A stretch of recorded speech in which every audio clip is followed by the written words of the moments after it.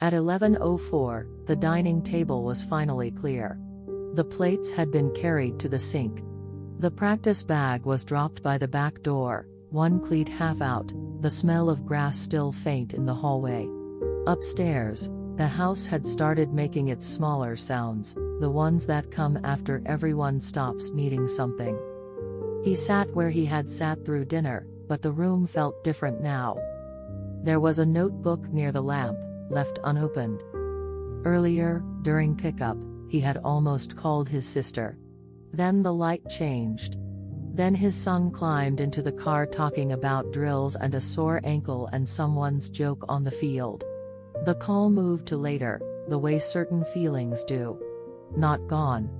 Just waiting beside everything else. Now another email waited on his phone, bright and patient. He did not open that either. For a minute, he only stayed. The quiet did not ask him to explain what had changed, or why the old hurt felt softer tonight, almost like something tired enough to sit down beside him. The house had a way of sounding larger after practice nights. Not louder. Just larger. The garage door had already gone down with its familiar shutter.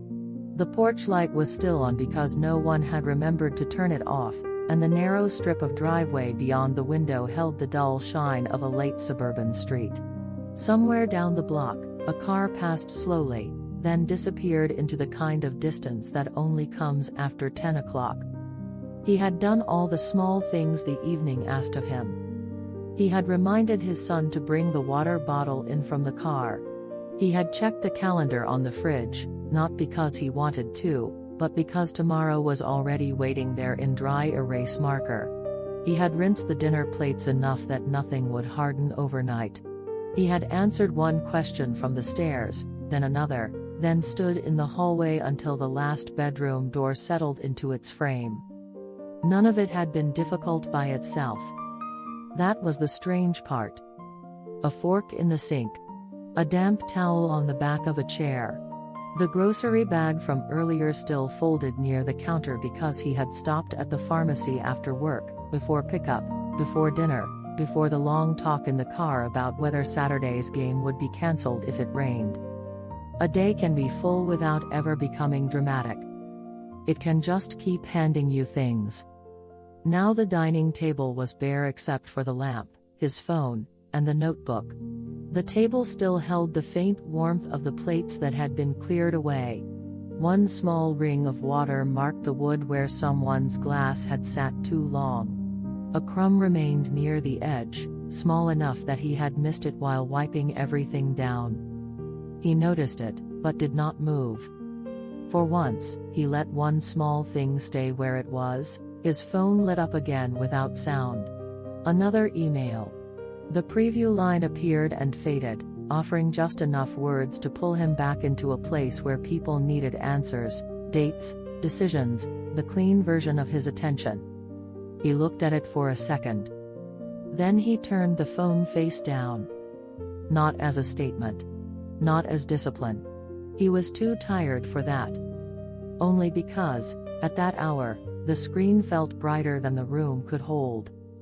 The notebook had been left unopened since the afternoon. It was not special. Just a plain notebook with a dark cover, the kind bought in a 3-pack and used for lists that never stay in one place. A few pages inside had phone numbers, practice times, one half-written grocery list, and a note about his sister's appointment from weeks ago. He knew it was there. He knew why his hand had paused over it earlier. There had been a time when he and his sister could talk without beginning carefully. Their words used to arrive already loose, already familiar, even when they were annoyed, even when one of them was wrong. Now the calls had a little more space around them. Some of that space came from life. Some came from what had changed. Some came from the kind of grief that does not stay sharp forever, but does not leave either. It just becomes quieter. He sat with both hands resting on the table, palms down, feeling the old wood beneath him. The refrigerator hummed from the kitchen. A pipe ticked inside the wall. Upstairs, someone shifted in bed, then stilled. The quiet was not comfortable yet. But it was no longer only empty. Earlier, the pharmacy had been too bright. That was what he remembered now, sitting at the dining table. Not the prescription number. Not the small total on the card reader. Not even the woman in front of him who kept checking her phone while the line moved one person at a time. He remembered the light. The white ceiling panels, the shine on the tile floor, the shelves of cough drops and travel-size toothpaste and birthday cards no one had come in to buy. He had stood there in his work shirt with his jacket still zipped halfway, holding a basket with milk, bananas, and the medicine his wife had texted him about before practice pickup. It had been an ordinary stop. That was how most days kept their shape. A few groceries. A pharmacy bag. A receipt folded once and pushed into his pocket. A quick glance at the time, because the field was 15 minutes away if the lights were kind and 22 if they were not. While he waited, he had seen a notebook display near the end of an aisle. Nothing fancy. Spiral bound. Black, blue, red. A sale sticker peeling up at one corner. He had picked one up without thinking. Maybe because his sister had always kept notebooks. Maybe because, after their mother died, she had been the one who wrote things down. Passwords. Phone numbers. The name of the nurse who had been especially gentle. What needed to be cancelled? What needed to be kept for a while? What could wait until no one was standing in the kitchen pretending to be calm? He had not thanked her enough. That thought had come quickly, then moved away, because the cashier was calling next. Now the notebook sat by the lamp, still unopened, carrying all that ordinary store light back into the darker room. He looked at it without reaching. There are objects that do not accuse us. They only remain. The house gave another small sound, a soft settling somewhere near the stairs. He could hear the refrigerator motor stop, leaving a deeper quiet behind it. Outside, a dog barked once and then seemed to think better of it. He thought of his sister's voice the last time they talked. A little tired. A little careful. Not cold, exactly. Just measured in the way people become measured when both of them remember too much and neither one wants to begin in the wrong place. They had talked about schedules. They had talked about the kids. They had talked about whether the old box of photographs in the hall closet was still worth going through. Then the conversation had thinned, not painfully, but enough that he could feel the old ease standing somewhere behind it, like a person waiting in another room. He had almost said, "I know that year was hard on you." He had almost said, "I saw more than I acted like I saw." But his son had needed help finding a clean jersey. A meeting reminder had appeared. The garbage had to go out. Life had stepped in with its shoes on, carrying one more thing. So the words stayed unwritten. Maybe that was why the notebook felt heavier than paper. He placed one hand near it, not on it. Near it was enough. The lamp made a small circle of yellow on the table, touching the cover, the crumb, the faint water ring, his tired fingers. The quiet still had edges. But they were not as sharp now. It was just a room after everyone had left it. Just a father sitting before another email. Just a brother, older than he used to be, letting one unopened notebook stay in the light. He had not meant to stay at the table this long. At first, it had only been a pause between one task and another.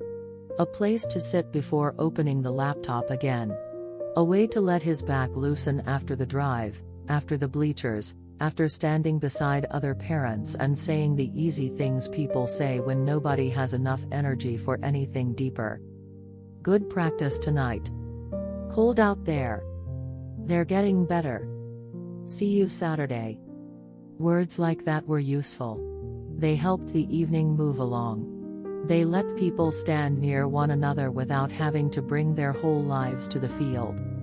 But now the house was past all that. No one needed a ride. No one was calling from upstairs.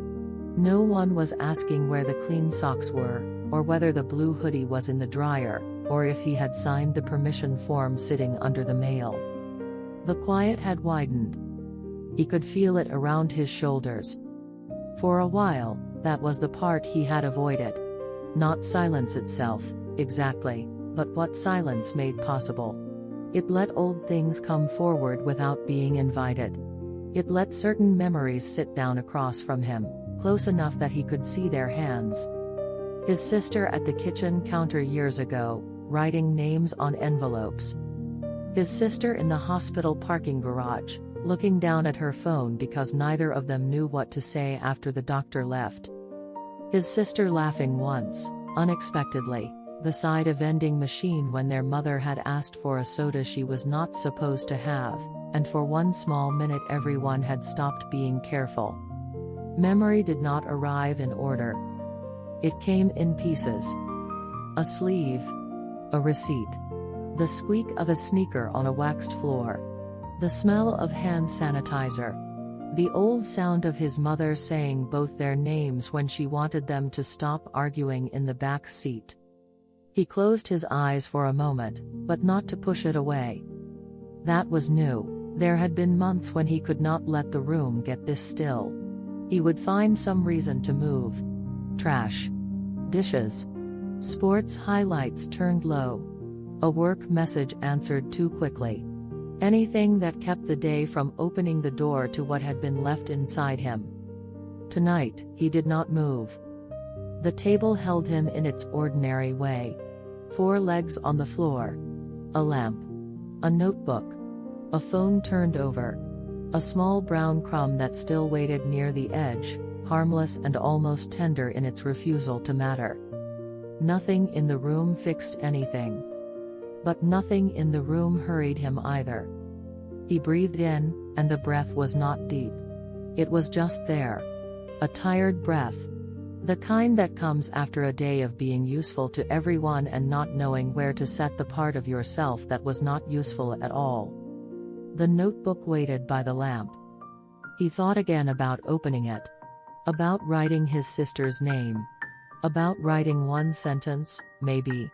Nothing polished. Nothing brave. Maybe only, "I thought of you tonight." But his hand did not reach for the pen. Not yet.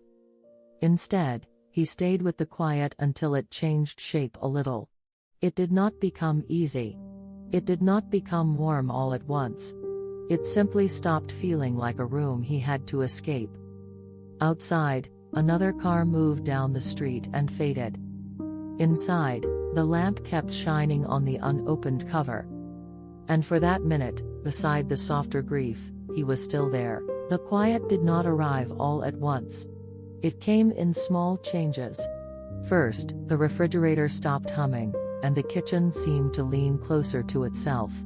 Then the heat clicked on somewhere in the house, a soft mechanical sound moving through the vents. Then, from upstairs, one of the floorboards answered a sleeping body, and after that, nothing happened for a while.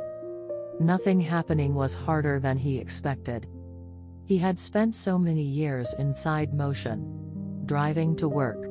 Driving home. Driving to the field. Standing in lines. Carrying bags.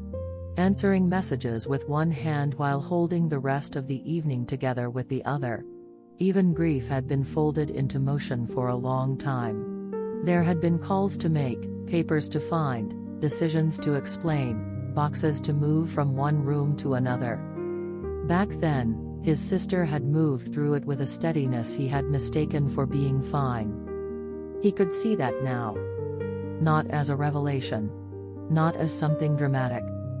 More like noticing, years later, that a photograph had held another face in the corner all along.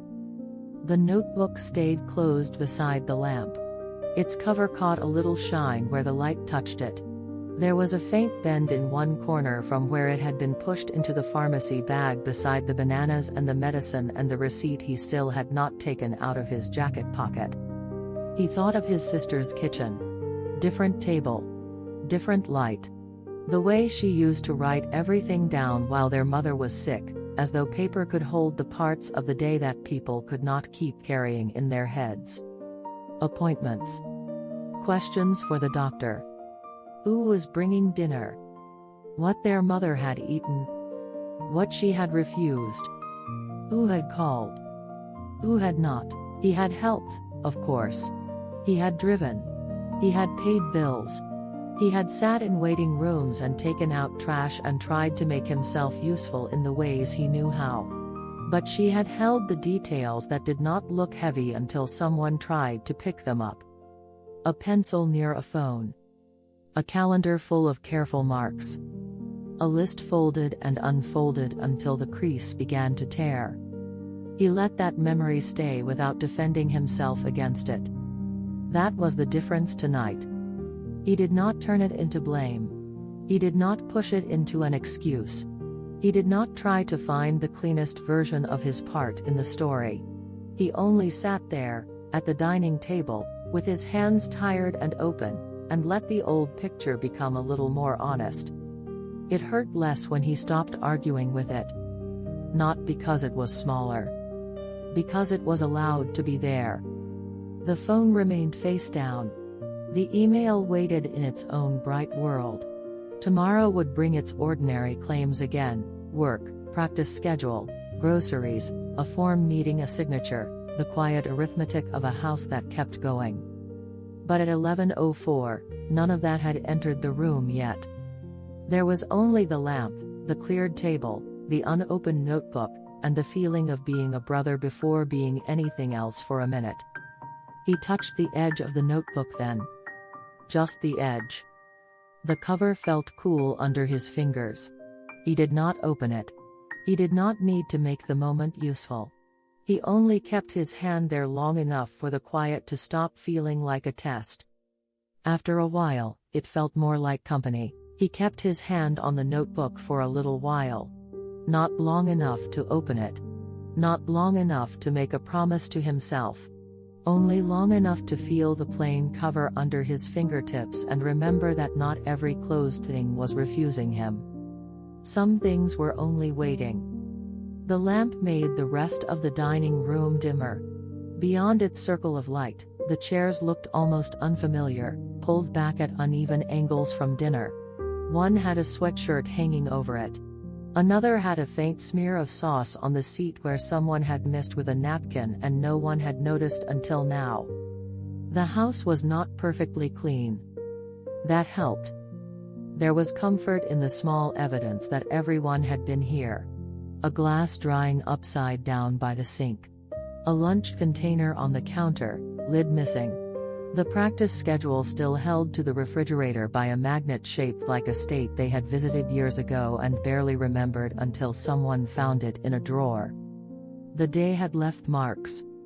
So had everyone. He thought of how, for a long time, he had wanted grief to behave like a room after cleaning. Clear the plates. Wipe the table. Put the chairs back. Turn off the light. Start again tomorrow. But it had never worked that way. Grief had lived inside the practical things. In the drive to the field. In the pharmacy line. In the way his sister's name could appear on his phone and make him stand a little straighter before answering. In the old habit of keeping busy so he would not have to find out what the quiet knew. Tonight, the quiet knew less than he feared. It did not accuse him. It did not ask him to repair the years in one sentence. It only let him sit in the middle of what had changed and notice that he was still breathing there. A softer grief was not a smaller love. Maybe that was what made it strange. The love had not thinned. The missing had not disappeared. But the sharpness had worn down in places, like the edge of a step everyone in the house had used for years. He could touch it now without pulling his hand away. From upstairs came a small cough, then the hush after it. His son, probably turned sideways in bed, one leg outside the blanket, still carrying practice in his sleep. Tomorrow he would ask where his shin guards were, though they were exactly where he had dropped them. Tomorrow there would be toast crumbs, car keys, unread messages, a wet towel left where towels never belonged. Life would return with its ordinary requests. He was almost grateful for that. Not loudly. Not in a way he could explain at the table. More like the faint warmth still left in a mug after the coffee was gone. A small sign that something had been held there. He moved the notebook a few inches closer to the lamp. That was all. He did not write in it. He did not throw it away with the folded receipt and the empty pharmacy bag. He only moved it out of the shadow, into the place where he would see it in the morning. His hands knew the size of the gesture. Tired hands often did. They knew the difference between fixing and keeping. Between proving something and leaving room for it. Between the old ache and the quieter kind of attention that sometimes arrives when there is nothing left to do but stay. The notebook remained closed. But it was no longer hidden. By then, the house had settled into its deepest quiet. The kind that did not belong to the evening anymore, but not quite to sleep either. The kind that seemed to hold the whole house in its palm, the upstairs rooms, the closed doors, the shoes by the back door, the rinsed plates, the practice bag slumped where it had been dropped. He sat a little farther back from the table now. His shoulders had lowered without his permission. The notebook rested near the lamp, moved just enough to be seen. That small change kept drawing his eye, not because it was important to anyone else, but because he knew what it had cost not to throw it into the trash with the receipt, the pharmacy bag, the torn corner of the grocery list. There are nights when keeping something is the whole gesture. No one would notice it in the morning. Or maybe someone would move it while clearing space for cereal bowls and lunch packing. The notebook might end up under the mail, beside the car keys, beneath a flyer from school about a fundraiser nobody had energy to read. Still, for now, it was there. He let that be enough. The email on his phone had stopped glowing. The screen was dark against the table, giving back a dim reflection of the lamp. He could open it. He knew that. He could step back into the clean demands of work, where every question came with a subject line and every answer could be shaped, sent, archived, forgotten for a few hours. But this other thing had no subject line. It had his sister's careful voice. It had the pharmacy light and the notebook rack. It had his mother's name, still tender in ordinary places. It had the old kitchen where everyone had stood around pretending to know what to do next. It had all the small responsibilities that had passed through their hands unevenly, some carried openly, some carried so quietly they had almost disappeared. Almost. He looked toward the dark window over the far side of the room. At night, the glass did not show much beyond the faint porch light and the reflection of the dining chairs. It mostly showed the room back to him, a man at a table. A father after pickup. A brother after years of not saying enough. He did not dislike the sight as much as he expected. That, too, was new. Not forgiveness. Not arrival. Nothing that large. Just a softer room around the truth. He reached for the notebook again and slid it a little straighter, lining it up with the edge of the lamp base. The movement was small and almost unnecessary. But it steadied something in him, the way small household motions sometimes do after a day has asked for too much. The cover remained closed. The quiet remained. And slowly, it stopped feeling like silence was waiting for him to become someone better. It felt more like the house had simply made space around him for a minute, the same way it made space around the cooled plates, the sleeping child, the forgotten cleat, the light left on by mistake. Everything did not have to be held tightly to be honored. He sat until his eyes grew heavy. Then he stood, leaving the phone where it was for one more moment, leaving the notebook near the lamp, leaving the crumb on the table because even now the world did not need to be finished. Before turning away, he looked once more at the small dark cover. It was still unopened. But it had been kept. He turned off the dining room lamp last. Before he did, the room held itself in that small yellow circle for one more breath. The table. The quiet phone. The crumb near the edge. The notebook left where morning could find it. Nothing had opened. And still, something had changed. Not in a way anyone could measure. Not enough to call his sister tonight, not enough to answer the email with a clearer mind, not enough to make the past gentler than it had been. Only enough for the quiet to feel less like an empty room and more like a place where the truth could sit without being driven out. He stood with one hand on the back of a chair. Upstairs, the house slept. Outside, the street held its late light and distant tires and all the small homes with their own unfinished things inside. Somewhere, his sister was likely asleep, or trying to be. Somewhere, the old years remained what they were. But here, at 11:04, beside the cleared plates and the notebook he had not thrown away, grief had softened at the edges. He did not need to name it. He only moved through the darkened kitchen, left the phone behind for another minute, and let the house keep breathing around him. In the morning, there would be more to carry. There always was. But for now, the notebook stayed near the lamp, unopened and kept, holding its place in the quiet like something that did not have to be finished to be loved.